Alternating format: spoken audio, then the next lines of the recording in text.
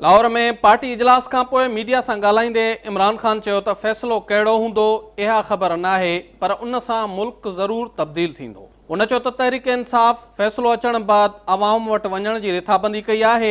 हिकु सवाल जे जवाब में इमरान ख़ान चयो त हू चाहींदा त ईंदड़ चूंडुनि में लाहौर जूं समूरियूं सीटूं खटियूं वञनि।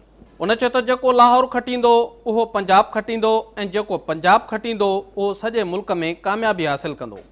लाहौर से भी होगा, क्योंकि लाहौर तो खैर सबसे ज़्यादा ज़रूरी है।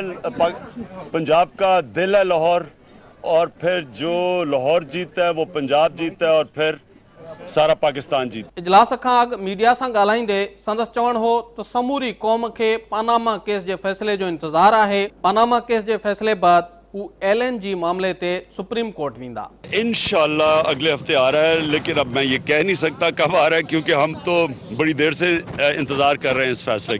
इमरान ख़ान चयो त मुल्की तारीख़ में पहिरियों भेरो हिकु ताक़तवर शख़्स जी झड़ती वरिती पई वञे।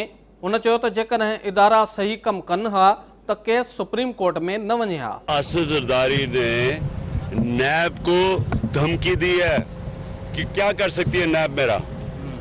यहाँ आसिफ ज़रदारी ठीक कह रहे हैं कि नैब कैसे आसिफ ज़रदारी को पकड़ सकती है, जबकि इसहाक डार को नहीं पकड़ती, जब नवाज शरीफ को नहीं पकड़ती, जब इनके बड़े बड़े लोगों के ऊपर केसेस हैं उनको नहीं पकड़ती, तो उसको कैसे पकड़ेगी। वो ठीक कह रहा है। देखिए, जब आप पहले ये तो सोचें कि क्या नैब गैर जानिबदार है। इमरान ख़ान चयो त पानामा मामले में मुल्क जा समूरा इदारा वाइखा थी चुका आहिनि। संदसि चवणु हो त सभु ॼाणनि था त कतरी ख़त मनी लॉन्ड्रिंग खे बचाइण लाइ हो।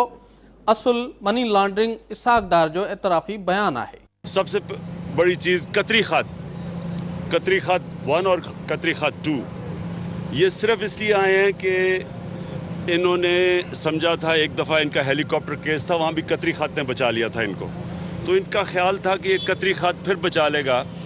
इमरान ख़ान चयो त हुकूमत सम्झे पई त खेनि कतरी ख़त बचाए वेंदो। संदसि चवणु हो त मियां साहब जा ॿार ज़हीन आहिनि, हुकुमराननि जा ॿार, वापार ऐं मिल्कियतूं सभु ॿाहिरि आहिनि।